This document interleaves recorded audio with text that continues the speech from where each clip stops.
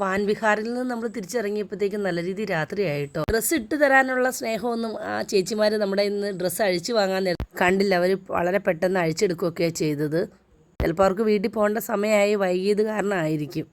അത്യാവശ്യം നല്ല തണുപ്പുണ്ടായിരുന്നു കേട്ടോ അവിടെ. നമ്മുടെ അമ്പലം പോലെയുള്ള അവരുടെ ഒരു ആരാധനാലയമാണ് ഈ കാണുന്നത്.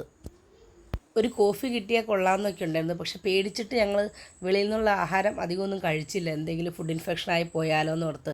ഒരു വട്ടം മധുരയ്ക്ക് പോയിട്ട് 10-15 ദിവസം ടൈഫോയിഡും പിടിച്ച് ഹോസ്പിറ്റലിൽ കിടന്ന ഓർമ്മയുള്ളതുകൊണ്ട് വെളിയിൽ നിന്നൊരു നാരങ്ങ വെള്ളം പോലും ഞങ്ങളാരും വാങ്ങി കുടിച്ചില്ല. പിന്നെ നമ്മൾ നേരെ റൂമിൽ ചെന്ന് ഫ്രഷായി. ബ്രേക്ക്ഫാസ്റ്റും ഡിന്നറും നമ്മൾ സ്റ്റേ ചെയ്യണ ഹോട്ടലിൽ നിന്ന് തന്നെ ഉള്ളതാണ്. പിന്നെ അവിടെ നിന്ന് ഫുഡെല്ലാം കഴിച്ചു. ഫുഡൊന്നും വലിയ പ്രശ്നമില്ലായിരുന്നു. ഒത്തിരി ഓപ്ഷൻസ് ഉള്ള കാരണം നമുക്ക് ആവശ്യത്തിനുള്ളത് ഏത് വേണമെങ്കിലും എടുക്കാമായിരുന്നു. ആകെ ഒരു പ്രശ്നമുള്ളത് നമ്മളെക്കാളും ഉപ്പ് കൂടുതലാണ് ഇവർക്ക്.